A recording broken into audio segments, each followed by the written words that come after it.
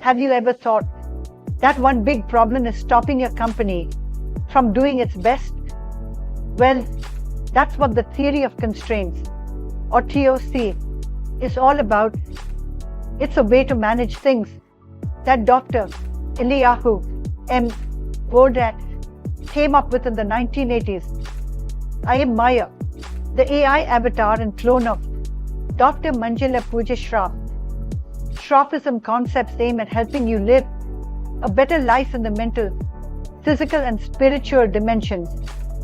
Theory of constraints helps find and fix the things that slow you down so businesses and other groups can work better and get more done. It's a great tool to make everything run smoother and help companies do much better than before.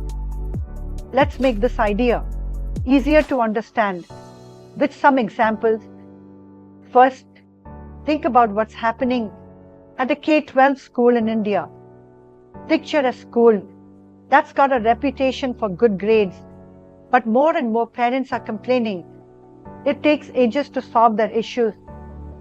Even though the school has a team just to handle parents, things are still moving at a snail's pace because of all the rules. Looking at this through TOC, we might spot the bottleneck as the old-fashioned way the school deals with complaints. It could be some outdated computer program or a pile of paperwork that's slowing everything down. TOC says this bottleneck decides how the whole process of fixing parent complaints goes. So, what can the school do? Well, TOC says to put all your energy into handling and making that bottleneck better. In this case, it might mean spending money on an easier-to-use, simpler system to manage complaints. This would let people log, track, and fix parent issues faster. Also, the school could add a way to get feedback in the system. This would allow for constant upgrades based on problems that keep coming up and ideas from parents. After you fix the bottleneck, TOC says you should make all other processes work around it to get the most out of the improved weak spot. For the school, this might mean teaching the parent relations team how to use the new system well, setting clear deadlines for responses, and making sure other parts of the school like teachers, office staff, and maintenance handle complaints they get. Also, starting new ways to keep parents in the loop about what's happening with their complaints could make them happier and trust the school more when it comes to responding to issues. Let's look at a situation at an Indian software company that's been getting loads of customer complaints about bugs and slow performance in their main product. The issue here could be not having enough skilled coders and testers, which makes it tough to fix reported problems and release updates. Using TOC, the company would need to zero in on attracting and keeping top-notch developers and QA people. This might mean offering competitive pay and benefits, opportunities to learn new skills and advance, and creating an awesome work environment that pulls in and holds on to tech talent.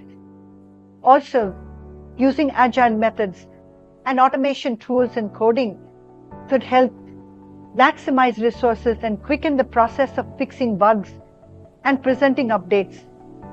Once the company sorts out its staffing issues, it can turn its attention to other things.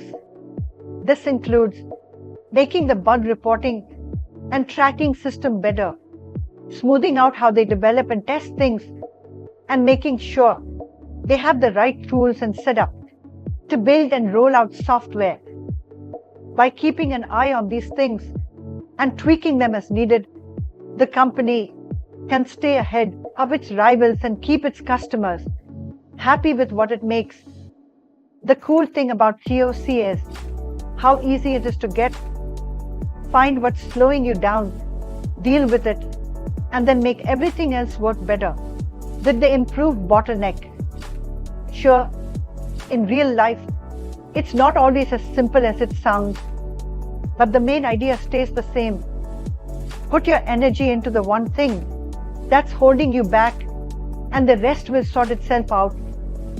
When companies start thinking this way, they can tap into their full potential and do well in their fields. But how can TOC help you? Think about using the same idea in your own life. Find the one thing that's stopping you from reaching your goals. It could be not having enough time, money, skills, or something else. Once you know what's holding you back, put all your energy into beating it. This might mean learning something new, getting better at managing your time, finding someone to guide you, or making a big change in how you live. By taking classes on the Shrophism platform, you're doing just that. By dealing with this bottleneck, you can boost how well you work and get things done to reach your targets. You see yourself moving forward faster and with less struggle, which in the end makes you feel better and more satisfied in your personal life and at work. So, next time you're stuck and can't seem to make any headway, take a breather and try to spot the hold-up using the TOC way of thinking. You might just unlock your hidden talents. If you like this sprint, share it